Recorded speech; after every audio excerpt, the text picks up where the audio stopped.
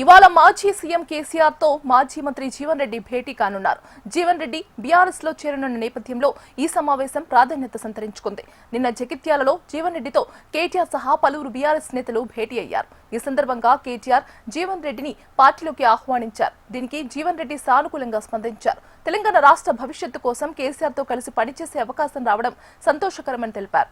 ఈ నేపథ్యంలో ఇవాళ కేసీఆర్ తో జీవన్ రెడ్డి భేటీ కానున్నారు.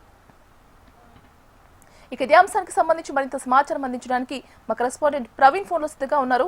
ప్రవీణ్, గీతిగా మధ్యాహ్నం లంచ్ టైంలో ఎర్రవెల్లి ఫామ్ హౌస్ కి మాజీ మంత్రి జీవన్ రెడ్డి వెళ్ళబోతున్నారు. కేసీఆర్ తో లంచ్ మీటింగ్ ఉంది. లంచ్ మీటింగ్ లో ఇప్పటివరకే జీవన్ రెడ్డి కాంగ్రెస్ పార్టీకి రాజీనామా చేశారు.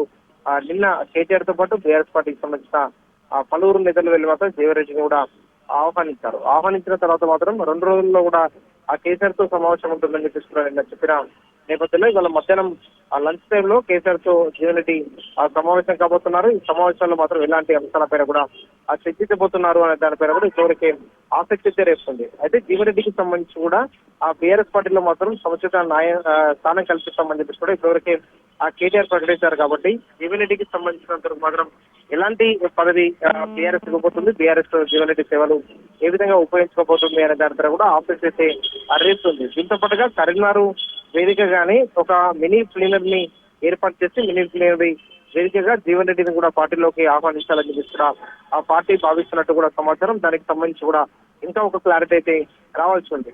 ఇదే నేపథ్యంలో మాత్రం అటు జీవన్ రెడ్డి అదేవిధంగా కేసీఆర్ కు సంబంధించి అనుబంధం మాత్రం గత రాజకీయ ప్రస్థానం మొదటి నుంచి కూడా ఇద్దరికి కూడా సంబంధం ఉంది, సన్నిహితంగా ఉండేవాళ్ళమని చూసుకోవడం జీవన్ రెడ్డి తెలిపిన నేపథ్యంలో కేసీఆర్ అదేవిధంగా జీవన్ రెడ్డి ఇద్దరు ఏ విధంగా చర్చించుకోబోతున్నారు, ఎలాంటి అంశాలపైన కూడా ఇరువురి మధ్య చర్చ జరగబోతుంది అనే దానిపైన కూడా ఆసక్తి అయితే రేసుకున్న సిచ్యువేషన్ అయితే కనిపిస్తుందని చెప్పుకోవచ్చు. ఎందుకంటే జీవన్ రెడ్డి కాంగ్రెస్ పార్టీకి సంబంధించినందుకు రాజీనామా చేసిన తర్వాత మాత్రం కాంగ్రెస్ విధానాలు కావచ్చు కాంగ్రెస్ పార్టీ మాత్రం పట్టించుకోవట్లేదు. 40 సంవత్సరాలు కాంగ్రెస్ పార్టీలో ఉన్నా కూడా కాంగ్రెస్ పార్టీ అయితే సీనియర్ నాయకులు కూడా ఎక్కడ కూడా గుర్తింపు ఇవ్వలేదనే దానిపై కూడా ఆవేదన మాత్రం జీవన్ రెడ్డి వ్యక్తం చేస్తారు. దాంతో పాటుగా గత 10 ఏళ్ల బీఆర్ఎస్ పాలనకు సంబంధించి బీఆర్ఎస్ పాలన పైన కూడా నిన్న పౌరతల వర్షం కూడా కురిపించిన నేపథ్యంలో మాత్రం ఇరువురి మధ్య ఎలాంటి చర్చ జరగబోతుంది, జీవన్ రెడ్డికి బీఆర్ఎస్ పార్టీలో మాత్రం ఎలాంటి స్థానం కల్పించబోతున్నారు, ఏ విధంగా జీవన్ రెడ్డి సేవలు పార్టీ ఉపయోగించుకోబోతుంది అనే దానిపై కూడా ఆసక్తి రేస్తున్న సిచ్యువేషన్ కనిపిస్తుంది. కాబట్టి మధ్యాహ్నం తర్వాత